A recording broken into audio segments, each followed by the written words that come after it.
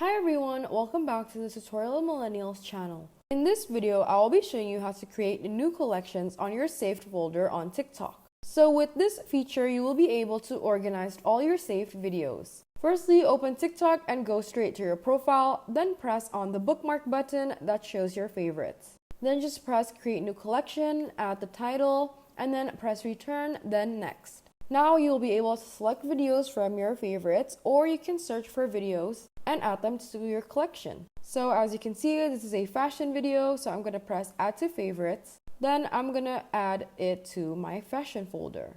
I'm going to be doing the same with this video, just press add to favorites, then fashion TikToks. If you come across a video and want to create a folder from there, you can just add it to your favorite, then press create new folder.